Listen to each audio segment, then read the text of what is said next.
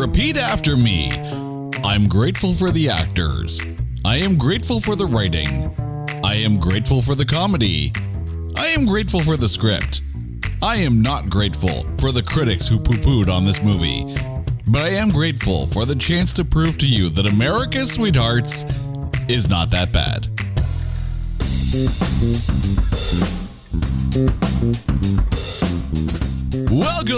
Welcome to this edition of It's Not That Bad, the podcast that looks for A grades in B movies. And we're about to get a little lovey-dovey in here because we are tackling, I think for the first time on this show, a rom-com.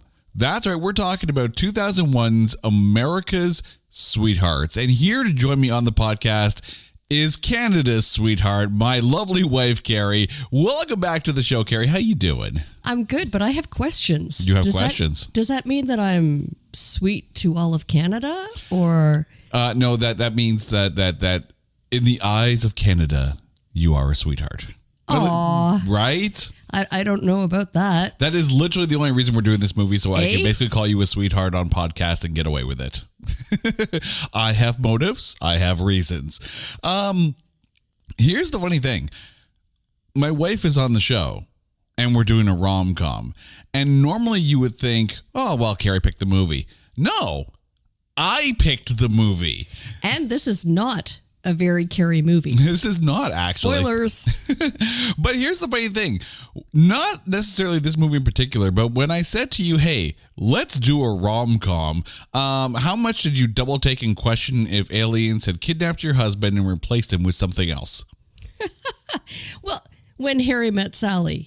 Enough said. Okay, that is a treasured moment. And the funny thing is, when you take a look at the cast of who's in this film, you could sit there and name a ton of different rom-coms and romantic movies that are, kind of held in that kind of pinnacle. But we'll get to that in a little bit. But when I mentioned this movie, had you ever seen it before actually tackling it for this show? Oh, yeah. I mean, I can't say that I certainly didn't run out to the theaters to see it, but I must have picked it up in a, rent 10 for 10 days for 99 cents. Seven movies, 7 days. Okay. 10 movies, 10 days, $10. I think we need to somehow bring back Blockbuster in some kind of way. Cause you know what? I'm sorry, but 7 movies for 7 days. That was a week's worth of just like, Remember when they tried DVD rentals machines? Redbox apparently is still a thing in the States. Is it? Yeah. Oh, how does that work? I'm not quite sure. Maybe someone can chime in from the States and explain the whole Redbox thing, but Now it would have to be rent a digital copy, much like the library provides, You have 3 days to watch this movie before your link expires. Go. Which is funny because we actually borrowed this off of Hoopla to review this. Thank you, Public Library. See, literacy, it's a good thing. Okay, but before we get into this movie, it is time to take America's Sweethearts and trailerize it. Billy Crystal brings you a movie that answers the question, what would Hollywood have been like in the 90s if Meg Ryan and Tom Hanks were actually married? Watch as 2 actors at the bottom of their careers leave the fate of their future in the hands of a studio that thought a script about a time-traveling cop and tap-dancing Nazis was a good idea. Masterminding a weekend of facade and frivolity is Lee, a studio press agent with the monumental task of proving that one actor is likable and the other isn't crazy. Which one is which? You decide. America's Sweethearts. Rated PG-13. But really, how many 13-year-olds are actually going to watch America's Sweethearts? You know what, though? It's funny you mention that, but the answer is actually quite a few. Before we get into actually who's starring in this and all that kind of stuff, let's jump to the box office because that is key, okay? So, This film, according to IMDb, had a budget of $46 million, had a domestic gross of $96 million, and a worldwide gross of $138 million. So based on their budget worldwide, they tripled what they spent. You almost have to say that like from Austin Powers. $138 million. And the funny Thank thing you, is, Dr. Evil. that is 2001 dollars. Okay. So how did that do at the box office? When this movie debuted on the July 20th, 2001 weekend, I feel so freaking old now when I say that, by the way, because this movie is 21 years old. It debuted at number 2. The number 1 debuting film that year, or that week, debuting at number 1 was Jurassic Park 3. I mean, that's not a big surprise. But that movie debuted at 50 million, like almost 51. America's Sweethearts debuted at 30 million. Like, it brought in quite a bit. And, you know, when you look at the cast, it doesn't, you know, it's not surprising. But I want to put this into perspective here, okay? So I went up and took a list on thenumbers.com for box office performances. Now, keep in mind, this is domestically, okay? So this is North American box office. For romantic comedy movies in 2001, America's Sweethearts made the most of all romantic comedy films that were released in 2001. The next one, number 2, which made, again, according to thenumbers.com, $22 million less at the domestic box office, was Bridget Jones's Diary. And when I go through the list here, like, there are some namer rom-com films, like, again, Bridget Jones's Diary, Shallow Hal at number 3, What Women Want at number 4, The Wedding Planner at number 5, Serendipity was at number 6, only made $50 million at the domestic box office. And that's another John Cusack film. Like, Kate and Leopold, 30.5 million. Someone Like You, 27 million. Like, America's Sweethearts killed them all at the domestic box office.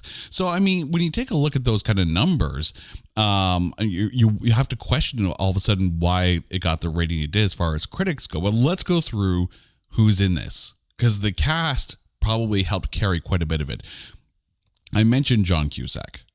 It also has Billy Crystal, Catherine Zeta-Jones, Julia Roberts, Seth Green, Stanley Tucci, Hank Azaria, and Christopher Walken.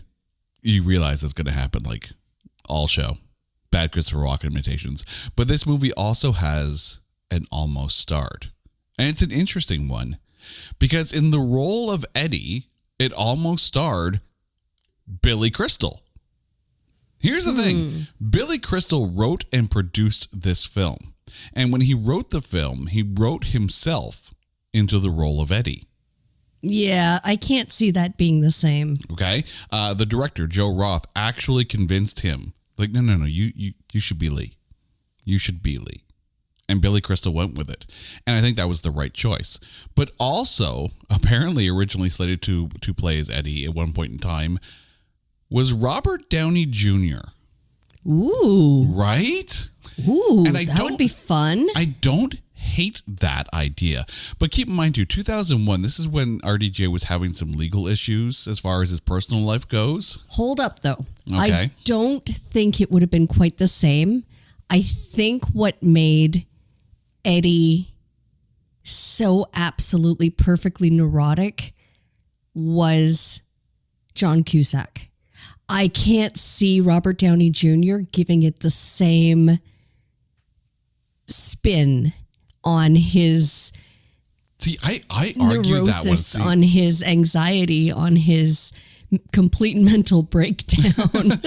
See, I would argue that one, and I may go back to Two Girls and a Guy on that one, because there was a film where he played a very neurotic actor kind of thing, and I think it would have worked out well. Although Two Girls and a Guy is a much more a tonally different film than this. He's just too cool. No, like, Are you saying John Cusack isn't cool? Go watch Say Anything. Okay, that is one of the quintessential 80s romantic movies. Say Anything is. I get that. But he's also very good at what he does. And the performance of Eddie would not have been the same, I think. No disrespect to Robert Downey Jr., love Iron Man. You know I'm a big fan. I love him 3000. However, it wouldn't be the same. Okay. In the role of Gwen, as played by Catherine Zeta-Jones, it was almost played by Julia Roberts. She actually turned the role of Gwen down in favor of playing Kiki, apparently. I can see that. Yeah. I can see that. Then who would have been Kiki? Well, it's interesting, too, because, and IMDb does not say who she was supposed to play, but Billy Crystal at one point wanted Meg Ryan to be in this. And I have a feeling if Billy Crystal wrote himself, like when he was writing this, wrote himself to be Eddie, you have to think that Meg Ryan was probably going to be Kiki. And you're thinking about that because, of course, you mentioned When Harry Met Sally. That is, of any movie under the rom-com title, When Harry Met Sally is up there as the absolute pinnacle, in my opinion, of romantic comedy type movies. And then there's Sleepless in Seattle. But no, that was Tom Hanks, though. Oh, I know. Right. I know, but that's a good one, too. But the problem is with Meg Ryan, like she was going through some stuff at that time. See, in 2000, she was separated from her husband Dennis Quaid, and then they announced the divorce was final in 2001. So probably not the best time for her to jump in into a film role. So I kind of get that. This movie was directed by Joe Roth, as I mentioned earlier. This is the first movie that he had directed in 11 years. Before jumping into this, he's known as being the director as well of Revenge of the Nerds 2 and Christmas with the Cranks. However, it was almost directed by Billy Crystal. He was so involved in this film, but then I guess Joe Roth kind of, got a hold of the script somehow kind of thing and was so enamored with it that he basically went to Crystal like, I want to direct this. I want to direct this. And Billy Crystal's like, yeah, okay. Which, I don't know what it would look like if Billy Crystal directed it, but I can't see it being much different. I mentioned it was co-written and produced by Billy Crystal. Interestingly, in the trailer eyes, we said this was rated PG-13. It was originally rated R for strong language and sexual innuendo. But then the studio, of which I can only assume is Stanley Tucci, came in and made some cuts in order to get it down to a PG-13 level, which probably helped the box office at that point. But here is why we are talking about this film, and it's the critic rating. On Metacritic, it has a 44 Metacritic score. And over on Rotten Tomatoes, it has a 32% tomatometer and a 40% audience score. I don't know. 32% seems low to me. And we're going to get to the comparisons a little bit later, but let's get to the breakdown of this film. And we have to start with the man who basically wanted to wear every single hat there is on the production team. I'm sure at some point he was the lighting grip as well. Billy Crystal as Lee. And I'm so glad that he did switch from Eddie to Lee. He's so perfect for this role. Like, there's just a fun manicness to it, and Lee gets some of the best lines. Well, I mean, because he wrote it anyways. Although you can see in some of the lines that Eddie gets, you can see how Krista was writing it for him. But what was it about Lee that made that worked for you? The eye roll. Where he was talking with Eddie. I think he was in the hotel room with him and had to bounce back in between Eddie and Gwen. And he turned his back and it was almost like breaking the third wall. He rolled his eyes to the camera. But it was, it was quite, in character of what any agent, handler, press agent. Press agent. It was exactly, you know, he's got to run the hunket. Yeah, it is what would happen the minute you turn your back on a client, right? This guy's crazy. Let's roll our eyes. However, you had mentioned like that he almost directed, and I think a big sticky point that I had with this movie was perhaps in the direction, and I would have really, really loved to have seen him. He did so well in the writing. The writing is funny. It is very well delivered. And in his character, he was so perfect. However, I think with his direction, I would have enjoyed the movie more. Really? I think a lot of critics perhaps might agree with me. I don't know. We don't know. We'll never know because that's not how it turned out. However, I think even though the dialogue was good, the caliber of the actors, all of them across the board was phenomenal.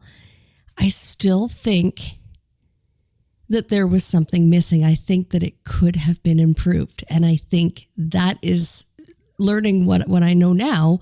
I think Billy Crystal in the chair would have been just that little perfectness. But to the same token as well, it's one of those things where if you're the producer and the writer, or at least co-writer, and the director, and one of the stars, is there a point where you become too involved and you cannot separate yourself from it? But he's very funny. Like, I think it would have worked. Like, I can't see how it would have been a detriment. The nice thing is, I mean, it's very much, you know, a Billy Crystal performance. I mean, if you go back to some of those roles, I mean, like, you know, again, when Harry Met Sally, like, really, truly, and honestly, you know, prime Billy Crystal performance in that. But there were times when some of the one-liners were coming out that there was that small little cameo of his as Miracle Max in The Princess Bride, and it's just also some of those sarcastic one-liners that come out that is very much part of his, you know, not just his one-man show routine, but the way he writes as well. Like there's one line there that he came out with. It's like, people don't kill people at a Hyatt. Other chains, yes. And it's like you can almost hear Billy Crystal's voice as you're reading the quote, and it's like, yep, yeah, I could easily hear Billy Crystal actually say that. But there's something about him where you buy everything that he does, right? Because there's a level of caring for everyone there. It's almost like there's a level for caring for Gwen and Eddie, but only in so much as he sees them as people, I think, right? I think there's a level of care for Eddie. I think Gwen is so within herself that he's like, yes, I will make nice with her because I need to, because that's what I do. But I think there's a lot of respect for Kiki, much more respect for Kiki than for anyone else of the main four. And I think that's because Lee sees a lot of himself in Kiki and what she has to deal with when dealing with Gwen. Let's move on to John Cusack, though. The guy Billy Crystal was originally going to play. I mentioned earlier on that in some of the lines that Eddie comes out with, you can very much, again, hear that Billy Crystal delivery because he wrote it originally for himself. Again, much better that John Cusack is in there as opposed to Billy Crystal. Although I could see, if you had a Billy Crystal, Meg Ryan pairing as Eddie and Gwen, I could very easily see that as well. Or if Meg Ryan was playing Gwen, Tom Hanks as Eddie would have been hilarious. However, and I don't know if you noticed this, and I'm not afraid to point certain things out here. When they were doing the montage of all the films that Gwen and Eddie did before Time After Time, John Cusack doesn't know how to kiss Catherine Zeta-Jones. Like every time it's literally like mashing of faces, and it's like, did you two practice this? Because I think you should have. It just seems so awkward. Like, think about the first time you got to kiss a girl. Or ladies, think about the first time you got to kiss a guy, or whoever it is, whoever that first kiss is. Doesn't matter. Doesn't matter how good you thought it was. From the outside perspective, it's probably the most awkward goddamn thing ever. Ever. It felt like this. Like, you know how sometimes you see a kiss on screen and like, okay, I can see the chemistry there. I didn't feel that between John Cusack and Catherine Zeta-Jones. Do you think, though, that's because they were acting? Like in the montage, those were movie clips, not necessarily reflective of their actual marriage. So do you think that was intentional, that was their on-screen kiss?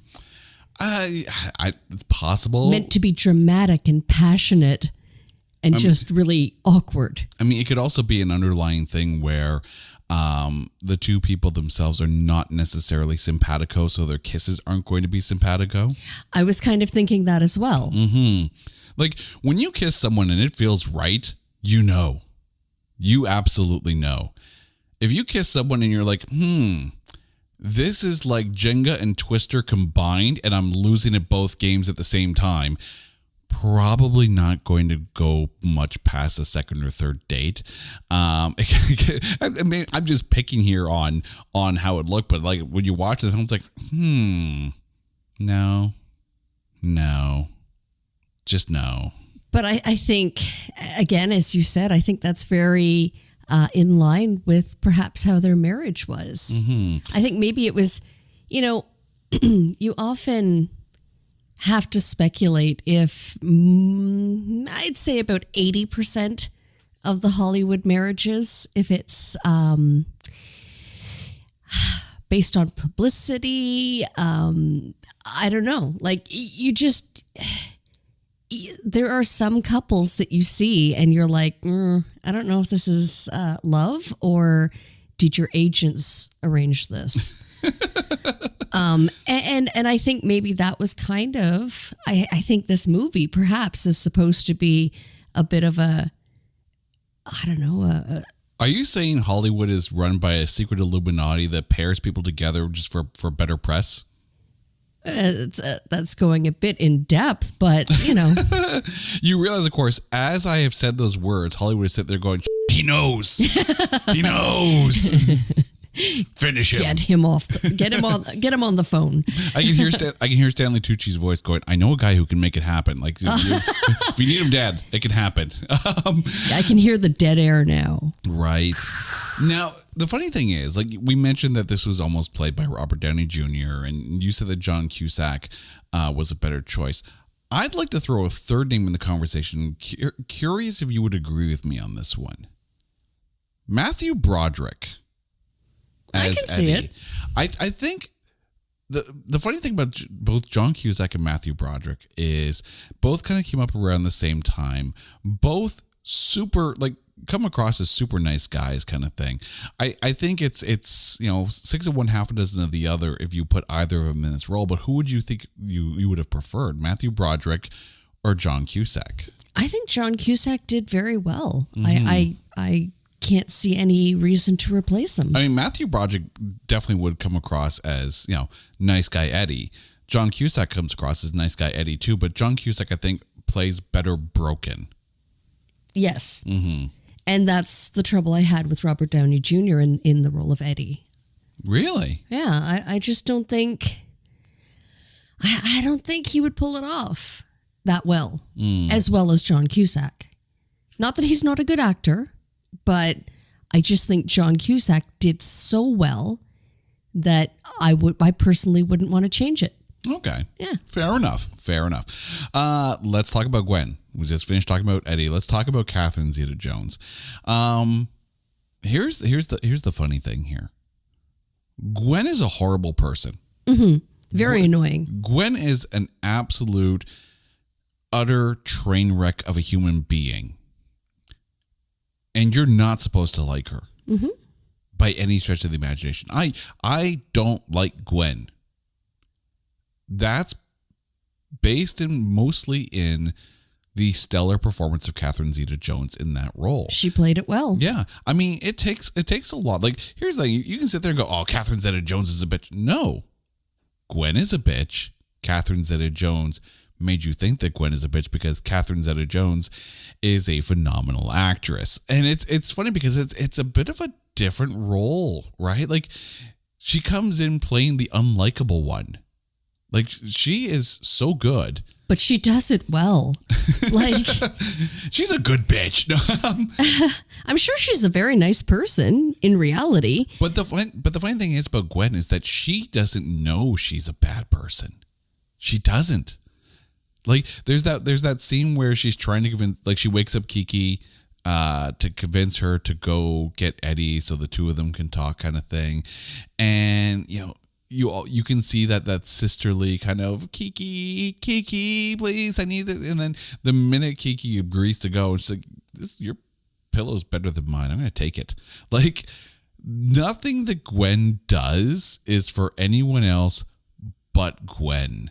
It's just, it's fascinating. And the fact that Catherine Zeta-Jones pulls this off in a way that you hate Gwen even more than how Gwen probably came across on paper, that's kudos to her. But on the flip side, there's Kiki, the other sister. And as I was doing my research, apparently in the script, Kiki is the younger sister, but it feels to me like Kiki is actually the older sister, and Catherine Zeta-Jones is like the younger one that always got the praise and always got the push and always like the favorite kind of thing. But either way, and this I'm curious your reaction to what I'm about to say here. This may be one of my favorite Julia Roberts roles ever. And I'm saying that over Pretty Woman. That's a tall statement right there. Even over her role in Confessions of a Dangerous Mind? Over that, yes. Wow. I actually, in all honesty, I think she was highly underused in Confessions of a Dangerous Mind. Truth. Mm-hmm. Yeah. Like, I wouldn't want to see her in Drew Barrymore's role in that, but I think she was underutilized in Confessions of a Dangerous Mind. But I think that's by design, because you don't want her to become too overbearing of a character. But when it comes to this role, right, and like, yeah, she's the love interest kind of thing. Like, even though it's a, she's the third wheel on the tricycle at this point, and it's just such a fun role for her because, she plays the person who, is strong and determined and fierce and organized and all of that, except when it comes to her. She's the person that puts everyone else before herself. And this is the moment where she starts to actually reach for the things to make her happy. Like, honestly, like, she's had a stellar career thus far, still going. This is one of my favorite roles of hers. Pretty Woman will always be my favorite Julia Roberts movie. But I agree that she did very well with it. I just wouldn't put it as my top favorite. See, I'm going to argue the Pretty Woman thing here. And it's nothing to do with her performance. It has nothing to do with Richard Gere. But when you think about, the underlying story of the film, right? She's the hooker with a heart of gold. And, everything is at this level until some rich guy comes along to rescue her. And it's not a very empowering story. As Kiki, she all of a sudden starts to take the power back from the sister, starts to actually advocate for herself. Kiki is a much stronger role than, I'm trying to remember, I think it was Vivian in Pretty Woman. Mm-hmm. But yeah, much stronger character. Well, there's always Erin Brockovich. But that was a strong female character. The argument there, though, is that that's a biographical film. So, I mean, the real Erin Brockovich is a tough as nails, badass woman to begin with. But she played it well. Oh, very much so. But at least as far as my personal enjoyment of the roles that she plays, there's something about Kiki that is it. She's strong, she's likable, she's relatable, and it's not necessarily a trope. And I couldn't see Meg Ryan playing Kiki. I think it would have been, you know what, at some point you have to break ties or break expectation from When Harry Met Sally. Mm-hmm. And I had said that completely unknowing at the beginning of our talk tonight. Like, I had no idea that Billy Crystal was thinking about playing Eddie, and that Meg Ryan was even in, consideration for the role of Kiki. Like, I think, you know what, you get to the point where you see the same matchup of actors and you just have that expectation, or you have that like preconceived notion of how this is going to go, or comparing it to another completely different project. But even in the 80s, if you're doing this very movie with this script in the 80s, I don't know if I would even put Meg Ryan in that role to begin with. No, exactly. No. Like, I would actually, opt to put someone like a Samantha Morton, who you remember best from Pump Up the Volume, in the role of Kiki, because again, a much stronger character, right? Meg Ryan's great. Meg Ryan's adorable. Meg Ryan's awesome in Meg Ryan roles. This was a stronger Julia Roberts role, and the role of Kiki benefited from her being in it. Let's have some fun here, and we have to talk about Hector. We have to talk about Hector because he is the man that comes between Eddie and the Gwen, which you have to think, Hector is, his character description is probably like, he's Spanish. That's pretty much the one-liner. Hank Azaria is so much fun in this. He's great in everything. Right? Like, I don't think I've ever seen him in a bad role. No? Not necessarily bad movie. A bad role. Because I was about to say, have you seen him in Godzilla? But trust me, you will. But here's the thing with Hank Azaria, and I like that it was Hank Azaria as Hector, right? The fact that Gwen left Eddie for Hector, they could have gone the trope route and put some Rico Suave buff, air hose up the ass, pumped up, boom, boom, boom, boom kind of thing. How about like an Antonio Banderas? Oh, Antonio Banderas would be so good.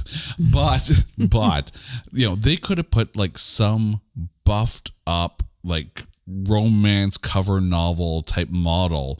And that would be the reason why Gwen left Eddie. But they didn't. It was Hank Azaria. And I think it works out well because Hank Azaria and John Cusack, while they don't look the same, they're kind of the same body type. So it makes sense that Gwen would go for someone who maybe feels like a younger version of Eddie kind of thing. Like this is a marriage that broke up, right? So they didn't go with the trope buffed up supermodel, I could do this all day kind of, super freak steroid guy. No, they went with Hank Azaria. And the way he plays Hector, though, Hector is just as shallow as Gwen. So it makes sense. Like, Hank Azaria nailed it. Like, you have to think in the script itself, it's probably like, okay, so this is the guy that he left, that she left him for. He brought Hector to Gwen's level. And I'm curious, and I'm going to throw this hypothetical out to you here. At the end of this movie, are Hector and Gwen still together? Ooh, I hope not. I hope he runs like get out of that quickly. Right. I mean, and that's the thing is, Gwen was such a horrible person. I mean, she played it so well, but she was such a horrible person that you just, you kind of want to see her alone. She no longer has Kiki, waiting on her every beck and call. And she lost good guy Eddie, nice guy Eddie. And I mean, her career, like after this movie comes out, not that I think, was it not that she had like her career was taking a steep nosedive? Well, yeah, because Eddie and Gwen had done all these movies together, and then there was the incident kind of thing where, Eddie kind of ran his motorcycle through the restaurant window, and oh, it was an accident, all right. No, he lost it. Yet people still disliked her. It was nice guy Eddie. He could do no wrong, even though trying to kill her. Again, it's one of the lines in the script where she's like, does attempted murder not get anyone's attention anymore? It's like, that. It was so well written. It was very well. It's those little nuances in the script. Mm-hmm. But it is. It really, really is. But those characters on paper are good. Those characters are even better put in the hands of these actors. Just like Stanley Tucci, the studio exec. He's so great. He is. And the funny thing is, as I'm watching him, and I really, really wish they had cast Superman Returns better. Because you tell me that Stanley Tucci wouldn't make a phenomenal Lex Luthor back then. Oh, yes. Oh, can we just go back in time? Make it so. Get rid of Kevin Spacey. All right. Put Stanley Tucci in as Lex Luthor and just make that Superman phenomenal, because there was nothing wrong with Brandon Routh as Superman. Nothing wrong at all. But Stanley Tucci as Lex Luthor, it would be brilliant. But again, he's this manic studio head. And I think not just the best thing about him is not the fact that Stanley Tucci plays him well. It's how Stanley Tucci plays against Billy Crystal. Like, just the two of them, like, just ping-ponging the lines back and forth. It's just masterpiece work at that point. And then you have Seth Green. This one surprised me. Because when you think about movies that were coming out around that time, Seth Green, of course, you recognize him as Scott Evil from the Austin Powers film. This is a much more dialed back Seth Green, and I think that plays well in relation to Billy Crystal. Because when you think about the relationship between the two, right? Seth Green is the guy that the studio chose over Lee. Like, they fired Lee. This is the guy that's going to take over. This guy doesn't have a clue, and this is it's played so, like, just that obliviousness to the movie industry that Seth Green played really well in this. He had to be low key. I mean, because Stanley Tucci was so good and so kind of just manic, right? He needed to have that very low key yes man assistant. And I tell you, that golf scene made me guffaw because it was so perfect. I love physical humor, so when he gets taken down by a stray golf ball, it was so funny. I can just hear that Simpsons reference now. Like, well, this film had character and depth, but Ball in the Groin had a ball in the groin. And that's exactly my take on Seth Green, although he was great. But that's the thing. He needed to be not an idiot, because he wasn't an idiot, No. right? He just never got taught the ropes as to how to properly manage this kind of situation. But I think that was perfect, that he was so unknowing. Naive. Of why. Yeah, exactly. Naive is the perfect term, because, he sees all of this going down, and the tapes being leaked, and the photographers just precariously posted in the setup, right? To get those photos. And yet he just kind of goes along with it because, well, that's his job, and he's just doing what he's told. And I think the fact that he wasn't asking questions, or wasn't, like, he was just going along to get along, right? He wasn't trying to rewrite the book. He was just there to do his job. And I think the fact that he was so kind of low key, it was perfect. Yeah. He could have out-crazied Stanley Tucci. But no, it was a perfect performance for that role by Seth Green. Yeah. But I mean, like, there's even this scene where he and Billy Crystal are sitting down, and it was just after the the leaked tape kind of thing. And he's like, "Do you like Eddie?" And he's like, "I love Eddie." But you're not here to love people, right? If you have someone die, during the filming, you get up in front of the press and go, "It was really sad. We'll miss her. She would have loved this film." And I think there's those lessons that Lee is kind of imparting on Seth Green's character, and it's a harsh reality of the industry that you have to have this almost mechanical separation from feelings and reality, but the thing is, and I think that's why Lee leans on, or at least respects, Kiki so much, is that Kiki is very much what Lee is.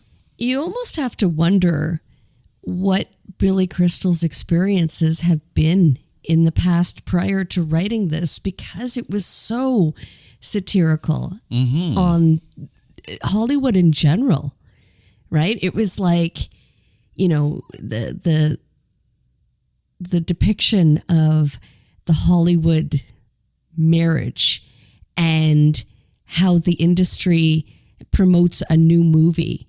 And when things start to go bad in that relationship, I mean, you could parallel quite easily the whole Johnny Depp Amber Heard trial, like, of today, right? In just a Hollywood couple that, things go bad, but then it's like completely blown out of proportion. Wait, are you saying that there's a movie out there with Johnny Depp and Amber Heard and it's going to get pushed out?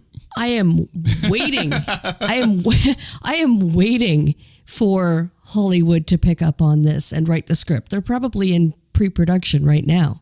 They were just waiting to see how the verdict goes down, right? Well, I mean, like, to that same token as well, I mean, you take a look at, at Bennifer. I was going right? to say, that's the second example. Ben Affleck and Jennifer Lopez, which, of course, like, that just put a whole stank on Gigli, right? Yeah. And then, people will sit there and look at Jersey Girl and say, well, the best part of that movie was when Jennifer Lopez's character died and Ben Affleck had to move on. But then even, like, recently, like, there was a stretch where Ben Affleck was with Ana de Armas from Blade Runner and a couple of other movies and whatnot, Knock Knock, and then they did this movie called Deep Water, and it was supposedly like one of those like erotic thriller type movies, and then they broke up. Affleck's back with Jennifer Lopez, and the film gets like literally like just snuck on to Prime Video. Like, yeah, it's just what, like, this is literally that.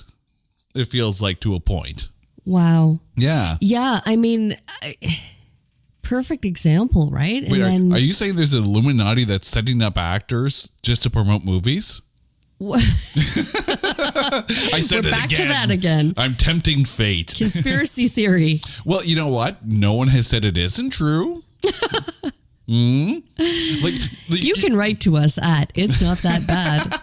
like, Lawsuit pending. Like, I could almost like hear Tom Hanks pick up the phone going, someone knows, and they're saying it on a podcast. Because you know, Tom Hanks is at the head of that Illuminati. Like, he is the freaking Reed Richards of the Illuminati, right? Like, making all the, oh, Tom Hanks rules the world.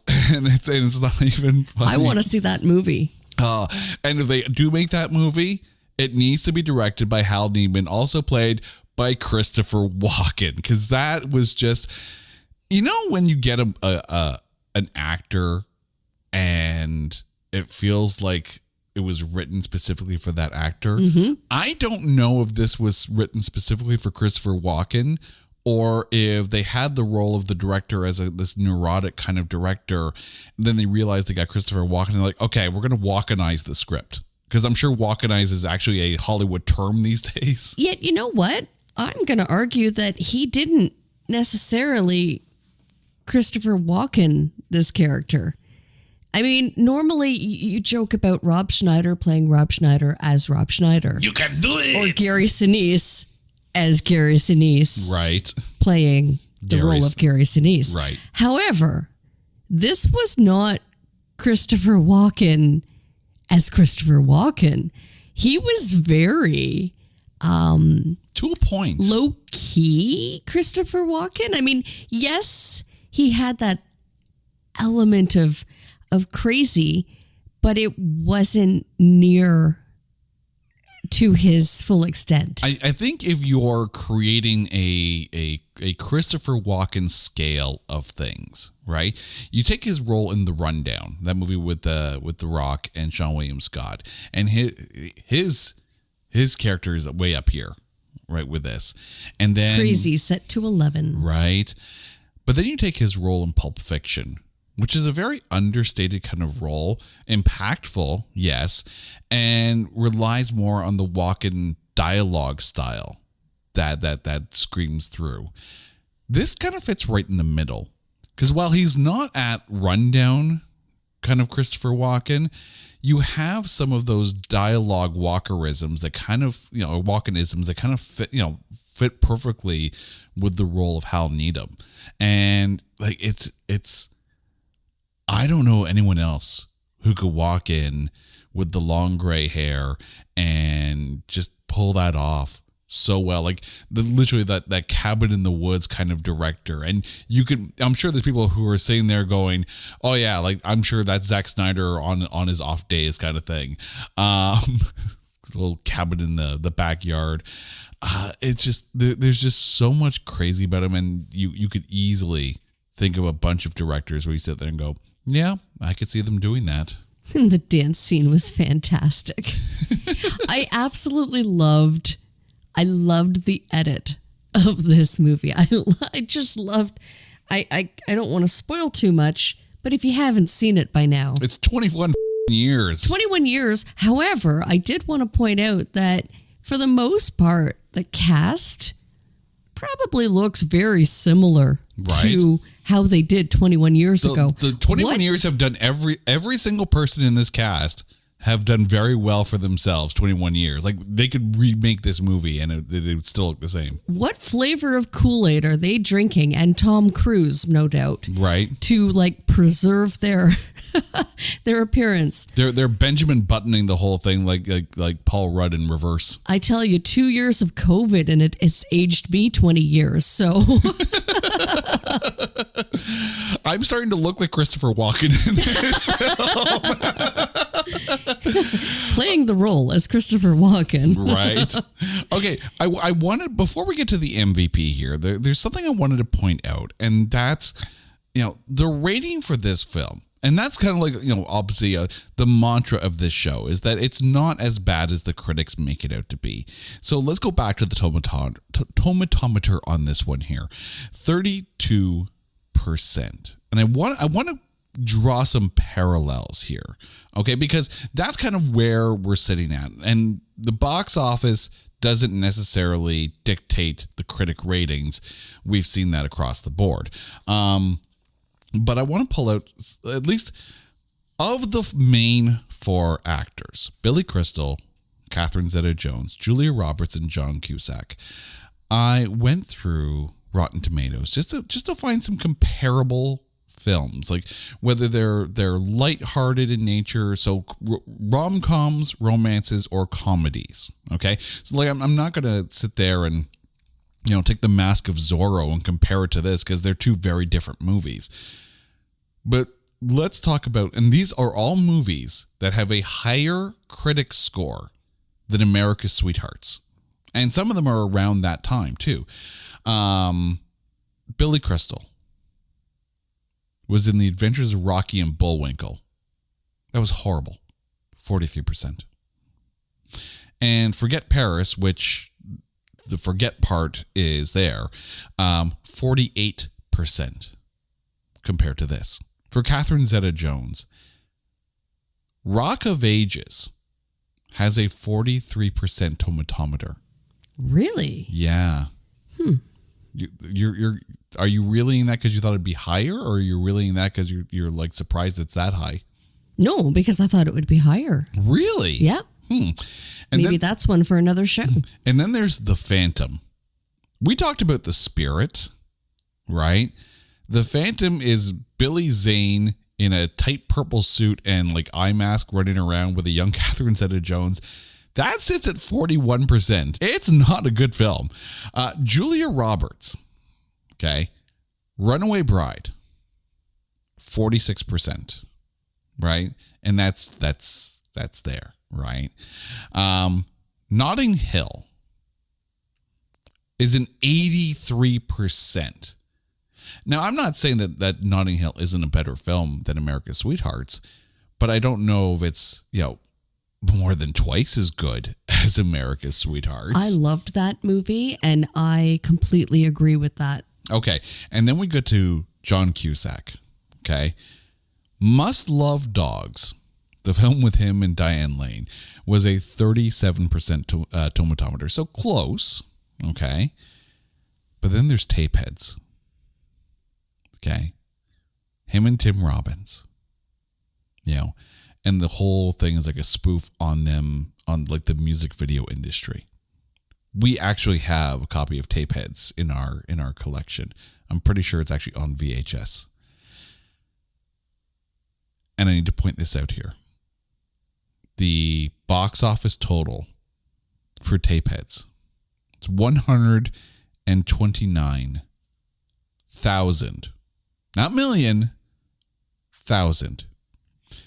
Sits at a 60% tomatometer. 60. I'm pretty darn skippy. America's Sweethearts is a better film than Tapeheads.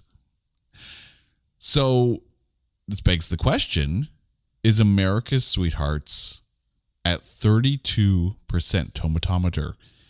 Are the critics being too harsh? Like why do you think it was so low? If I may speculate. Are you mooting an idea? You know what? Moot away. As far as caliber of talent, this movie has it. I mean, I'm sitting here right now in a state of panic because I know that the next part of this podcast is going to talk about an MVP, and I'm still undecided, I will admit. However, caliber of talent is bang on. The script is bang on. The satirical look at Hollywood, perfect. However, even with the great script, really funny lines, really well delivered by the actors, I think that the downfall was that it was just so predictable. And I don't think that there's anything that the actors could have done to change that. I don't think it was a flaw in the writing or the direction.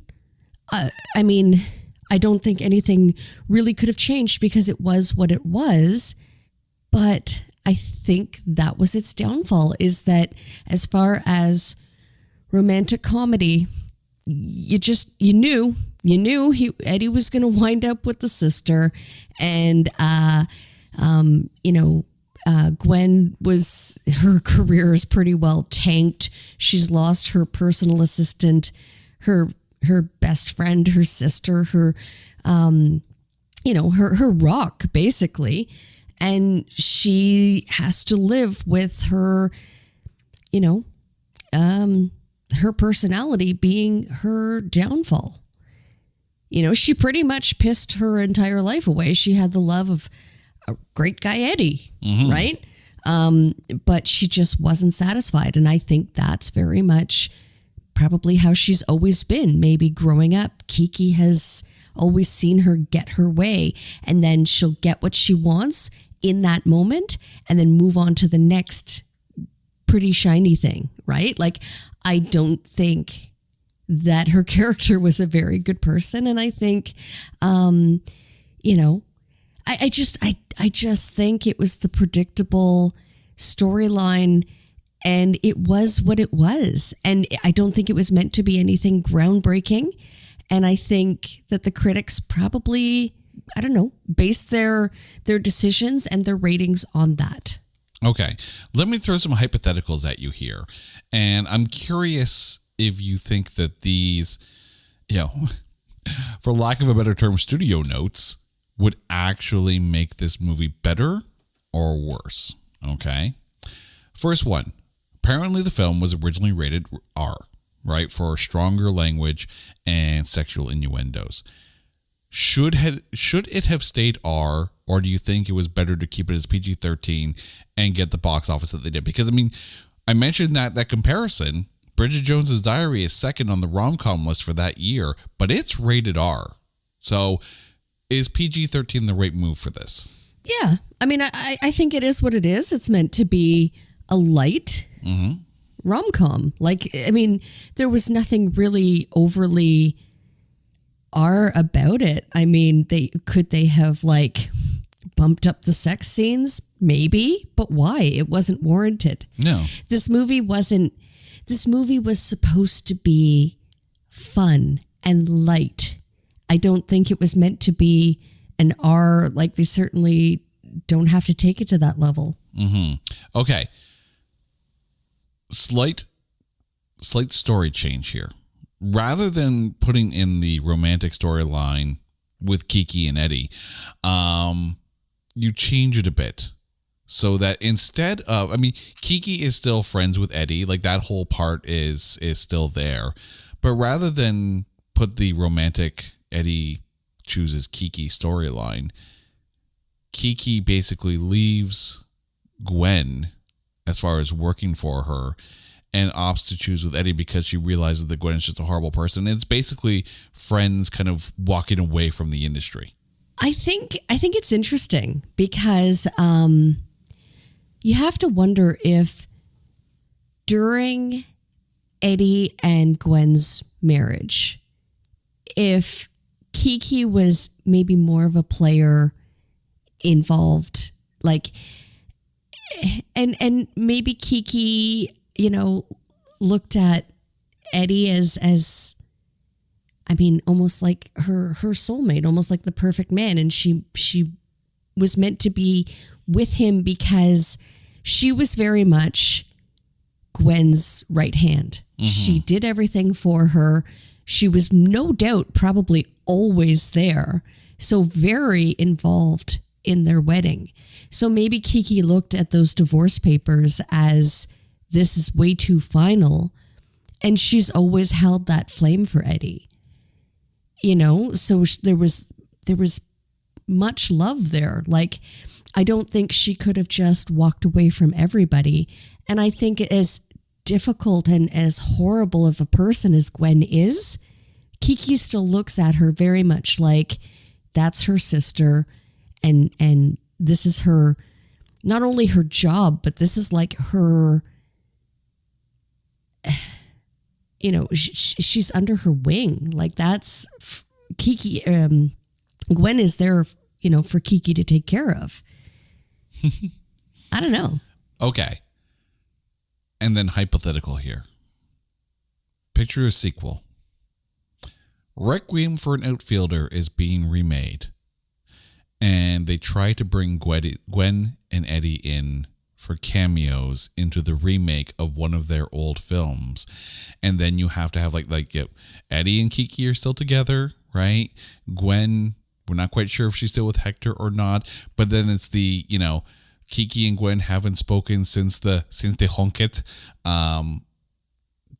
Do you want to see an America's Sweethearts 2? Like, you know, if they made it now, you know, no. 20 years later down the road, no, really? No. I think they said absolutely everything they needed to.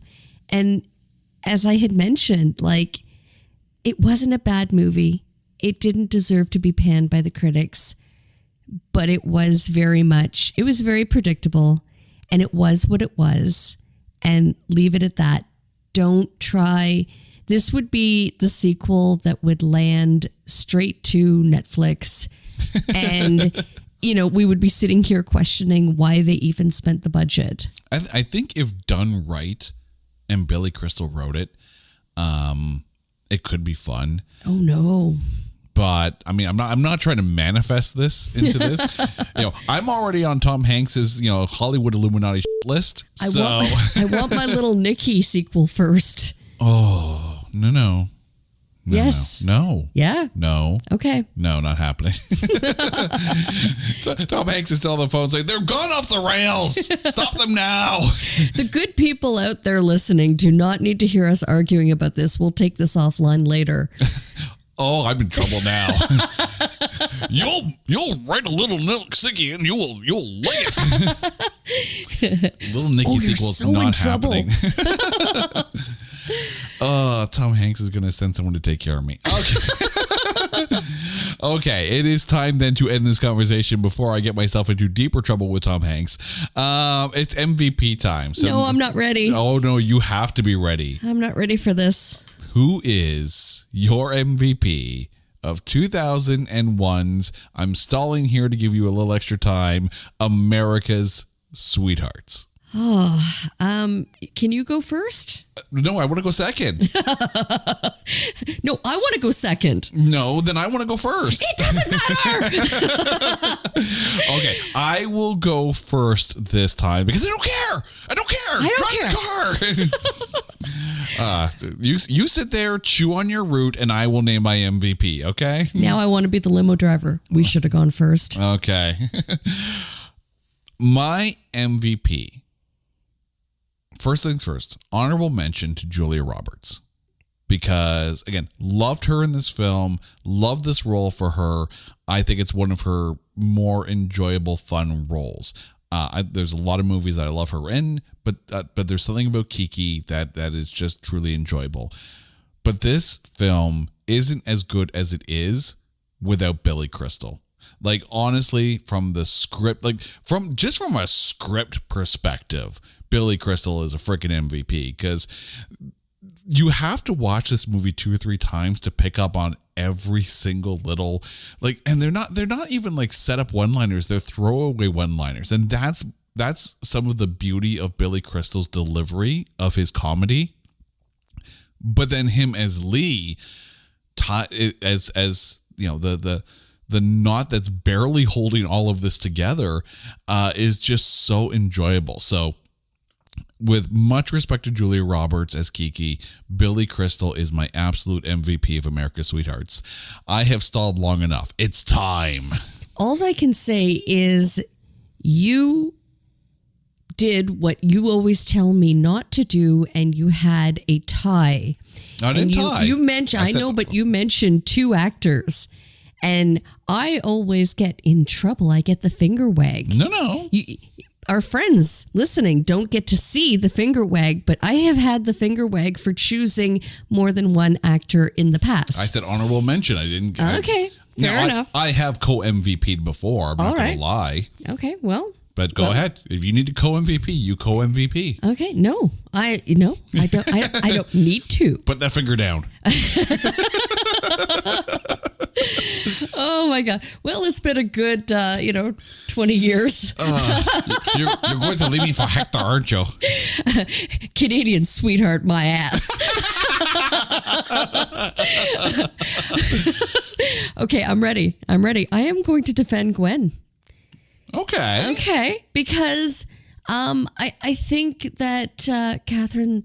Now, is it Zeta Jones or Zeta Jones? Because you've been saying it different than I've always ever heard it. Yeah, but I'm an idiot in the basement with a microphone, getting finger wagged by his Canadian sweetheart wife. So I thought you knew something that I didn't. Okay, have you not figured out? In all the time that we've been together, that I know jack squat and I fake it.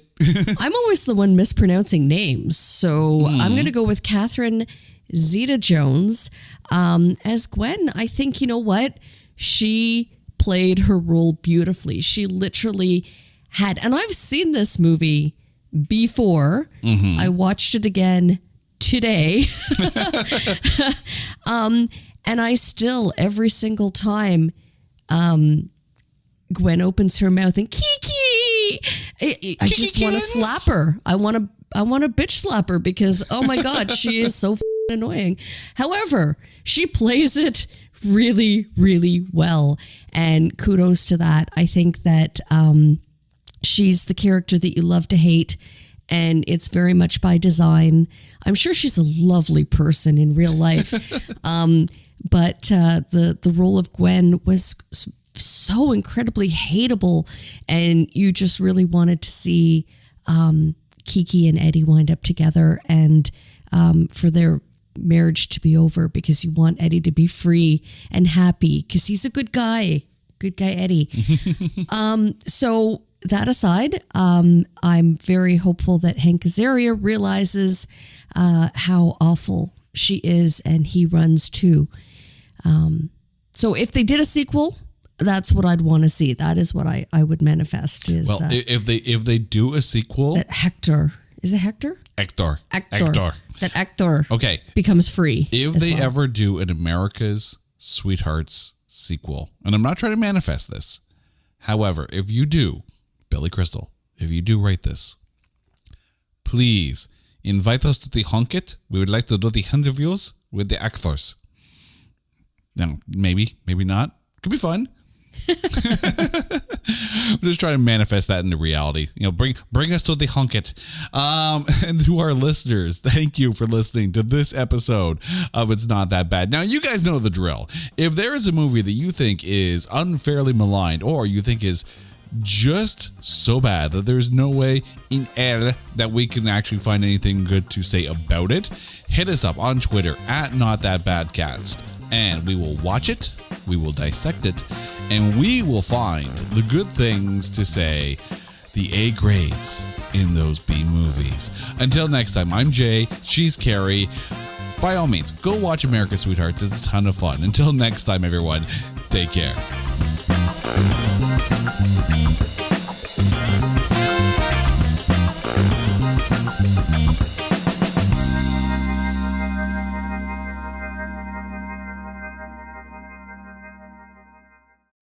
Hey folks, Stefan Shirazi and Renee Richardson here from the Metallica Report. And we are proud members of the Pantheon podcast family, where the best of music and podcasts unite. We've got something pretty cool for you. We're giving away an exclusive Metallica merch package worth over $250. That's a whole lot of Scary Guys, skulls, M72, and other sought-after Metallica swag. And we've made it easy for you to win. Follow and share the Metallica Report, and you're in the game. Go to pantheonpodcast.com/Metallica, enter your email, and hit that button to be entered to win. And just like that, you're eligible for our monthly exclusive Metallica merch package. And guess what, rockers? You can enter every month, so just do it. And while we love our global brothers and sisters, the lawyers won't let us ship outside the U.S.